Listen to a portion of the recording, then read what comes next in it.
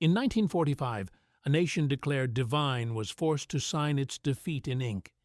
In 1868, a country that had shut the world out chose to imitate it. Japan's story is not one of steady ascent, but of repeated self-replacement, each time with the risk that something essential would not survive the change. Long before there was Japan, there were islands of storms and volcanoes and people who learned to live with uncertainty. Jomon communities shaped clay and stone, leaving cord-marked pottery in the soil. Later came rice farming, metal, and new hierarchies. The sea connected these coasts to Korea and China, carrying tools, ideas, and warnings. From the start, survival here meant adaptation. But adaptation also meant being changed by forces that arrived from beyond the horizon. By the 3rd century, powerful clans fought for influence, and a court emerged that called itself the center of the islands. Myths were written down in the Kojiki and Nihon Shoki, binding rulers to gods and ancestry. Buddhism arrived, then Chinese-style law, writing, and city planning. Nara and Heian became stages for refined culture, poetry, ceremonies, and careful distance. Yet beneath the elegance, local warriors grew stronger. The court's authority looked complete, but it was already beginning to thin. When power slipped from the palace, it moved to the sword. In 1185, the Minamoto victory and the Kamakura shogunate created a new order, an emperor in ritual, a military government in practice. The Mongol invasions of 1274 and 1281 were repelled, celebrated later as divine wind. But the defense drained resources and faith in the system. By the 1400s, the Ashikaga shogunate weakened. Japan became a country where loyalty was negotiable, and the center could no longer command the edges. Then the country fractured. The Sengoku period turned provinces into battlefields. Castles rose, alliances shifted, families betrayed families for a season of advantage. 3 figures began the long work of reassembly: Oda Nobunaga's ruthless momentum, Toyotomi Hideyoshi's unification, and Tokugawa Ieyasu's patience. At Sekigahara in 1600, Ieyasu's victory decided more than a war. It offered a bargain, order in exchange for control. But peace would come with a cost, an inward turn, and a carefully managed silence. The Tokugawa shogunate built that silence into policy. Foreign trade narrowed. Christianity was suppressed. By the 1630s, Japan's seclusion was real, even if never absolute. Edo grew into one of the world's largest cities. Roads and post towns tied the realm together. Art flourished in woodblock prints and theater. Yet stability was maintained by rigid rank, debt, and surveillance. When famine struck, when ideas moved faster than officials, cracks appeared. For 2 centuries, Japan looked calm. Beneath it, pressure accumulated. In 1853, black ships arrived under Commodore Matthew Perry, demanding ports and treaties. The shogunate hesitated, and the old bargain began to fail. If the government could not keep foreigners out, what was it for? Young samurai argued that Japan would become another conquered shore unless it transformed first. In the 1860s, assassinations and civil war followed. The Boshin War ended with the shogunate's collapse.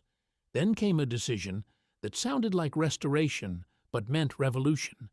Power would be rebuilt around the emperor, and Japan would remake itself to survive.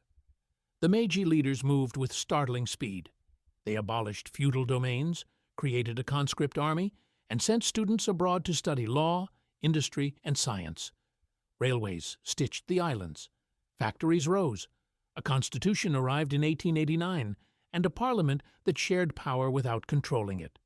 Victory over China in 1895 and Russia in 1905 proved the new Japan could defeat empires.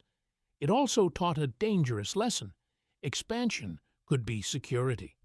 Modernization brought wealth and pride, but also strain. Workers, soldiers, and farmers paying for a national ambition that kept growing. By the 1930s, Japan's politics hardened. Economic shocks and fear of isolation fed the military's influence. In 1931, The takeover of Manchuria signaled that restraint was ending. War in China widened in 1937. Diplomacy narrowed. The empire expanded across Asia and the Pacific, claiming necessity and destiny. But an empire built on rapid conquest also built rapid enemies. Resources ran thin. Cities depended on supply lines that could be cut. The turning point was not one battle, but a trap closing. By 1944, defeat was no longer a distant possibility. It was approaching, day by day, with the sound of aircraft.